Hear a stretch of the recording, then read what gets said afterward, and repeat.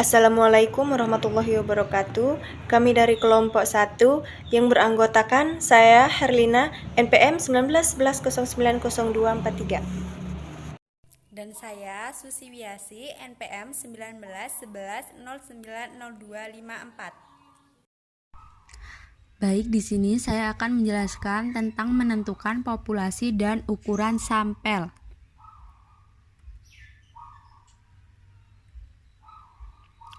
Pengertian populasi dan sampel. Populasi adalah keseluruhan data mengenai sekelompok objek yang lengkap dan jelas yang mempunyai karakteristik tertentu. Populasi dalam setiap penelitian harus disebutkan secara jelas, yaitu yang berkenaan dengan besarnya anggota populasi serta wilayah penelitian yang dicangkup. Sampel adalah bagian dari jumlah dan karakteristik yang dimiliki oleh populasi tersebut. Sedangkan sampling adalah suatu proses memilih sebagian dari unsur populasi yang jumlahnya mencakupi secara statistik, sehingga dengan mempelajari sampel secara memahami karakteristiknya atau ciri-cirinya akan diketahui informasi tentang keadaan populasi. Beberapa yang perlu diperhatikan dalam mengambil sampel, yaitu yang pertama, berikanlah batas-batas tegas tentang sifat-sifat populasi.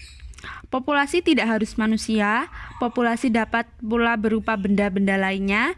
Semua benda-benda yang akan dijadikan populasi harus ditegaskan batas-batas karakteristiknya, sehingga dapat menghindari kekaburan dan kebingungan. Yang kedua, tentukan sumber-sumber informasi tentang populasi. Ada beberapa sumber informasi yang dapat diberikan petunjuk tentang karakteristik suatu populasi. Umpamanya, didapat dari dokumen-dokumen. Yang ketiga, pilihlah teknik sampling dan hitunglah besar anggota sampel yang sesuai dengan tujuan penelitiannya. Tentukan ukuran sampel yang akan dianalisis, supaya sampel yang dijadikan penelitian representatif, artinya dapat mewakili karakteristik populasi. Maka diperlukan jumlah sampel minimal yang digunakan dalam penelitian. Teknik pengambilan sampling. Yang pertama ada sampling random atau probability sampling. Sampling random yaitu pengambilan contoh secara acak yang dilakukan dengan cara undian, ordinal, atau tabel. Teknik sampling random terdiri atas 3 jenis, yaitu sampling random sederhana. Sampling random sederhana digunakan jika populasi bersifat homogen. Yang kedua, teknik sampling bertingkat. Teknik sampling ini disebut juga dengan istilah teknik sampling berlapis, berjenjang, dan petala. Teknik ini digunakan apabila populasinya heterogen atau terdiri dari atas kelompok-kelompok yang bertingkat.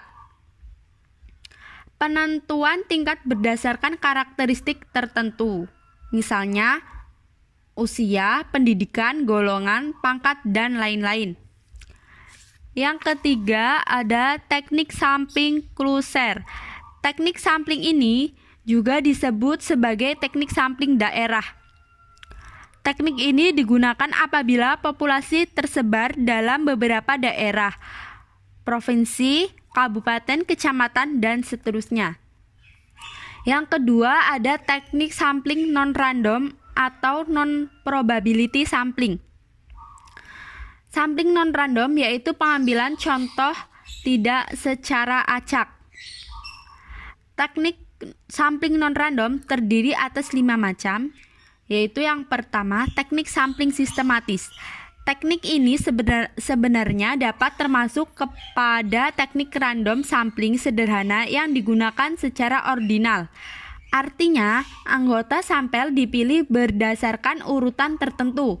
Misalnya, setiap kelipatan 5 atau 10 dari daftar pegawai di suatu kantor, pengambilan sampel hanya nomor genap atau yang ganjil saja. Yang kedua, ada teknik sampling kebetulan.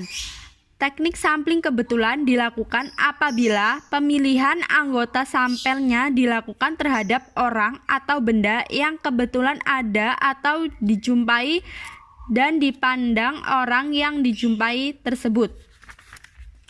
Yang ketiga ada teknik sampling bertujuan. Teknik ini digunakan apabila anggota sampel yang dipilih secara khusus berdasarkan tujuan penelitiannya. Contohnya, untuk meneliti tentang disiplin siswa, maka yang dipilih adalah orang yang ahli dalam kesiswaan seperti kepala sekolah, urusan kesiswaan, ketua OSIS, dan lain-lain. Yang keempat ada teknik sampling kuota. Teknik ini digunakan apabila anggota sampel pada suatu tingkat dipilih dengan jumlah tertentu, dengan ciri-ciri tertentu. Sebagai contoh, akan dilakukan penelitian mengenai evaluasi mengenai kurikulum berbasis kompetensi yang dilakukan secara kelompok. Misalnya oleh 10 orang peneliti dengan jumlah sekolah yang dijadikan sampel penelitian sebanyak 50 sekolah, maka setiap anggota peneliti dapat memilih sampel secara bebas sebanyak 5 sekolah. Yang terakhir ada teknik bola salju. Teknik penentuan sampel bola salju ini digunakan apabila jumlah sampel yang diketahui hanya sedikit. Dari sampel yang sedikit tersebut, peneliti mencari informasi sampel lain dari yang dijadikan sampel terdahulu, sehingga makin lama jumlah sampelnya semakin banyak.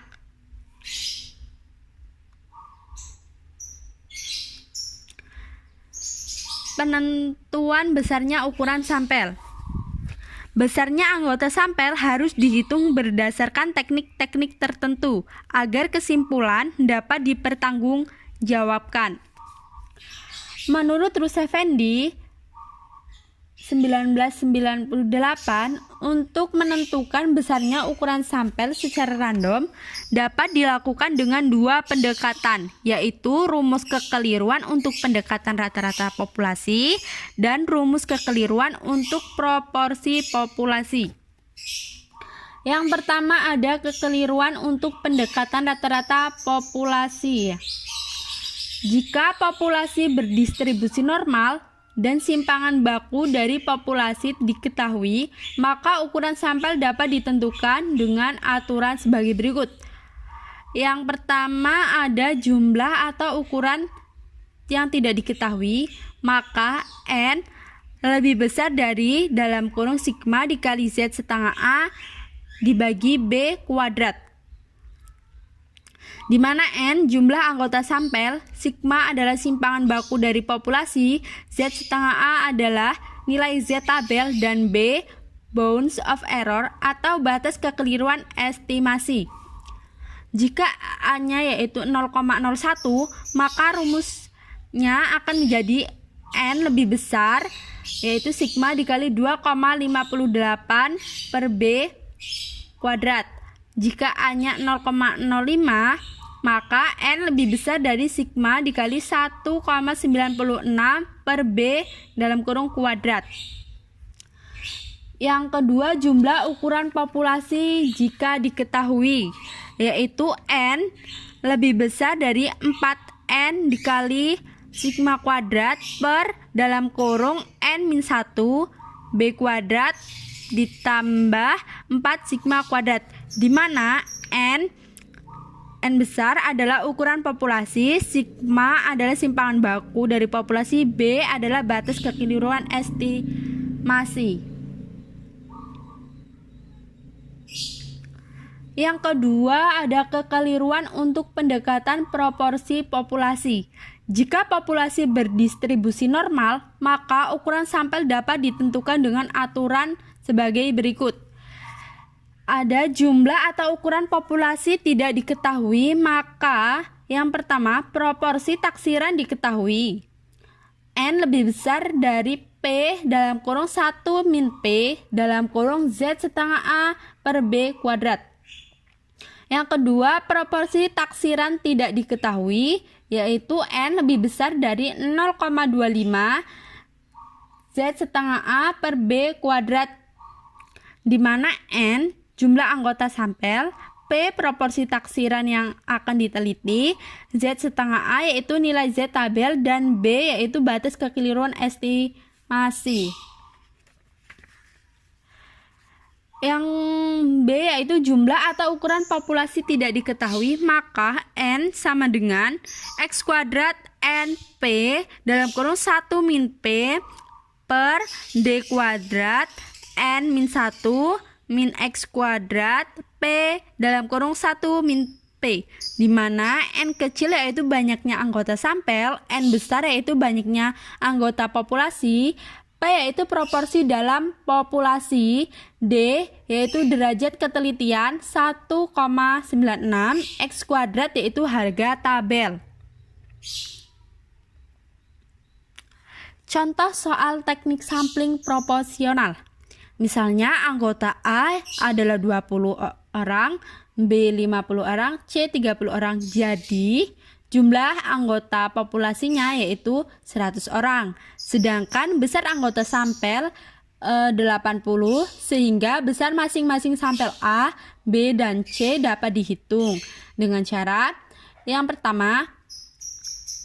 Untuk yang A yaitu kan 20 orang. Jadi 20 per 100 dikali 80 sama dengan 16 orang.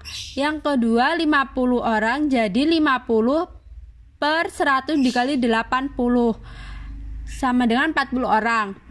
Yang ketiga yaitu 30 per 100 dikali 80 sama dengan 24 orang. Jadi jumlah sampelnya seluruhnya sebanyak 80 orang. Terima kasih.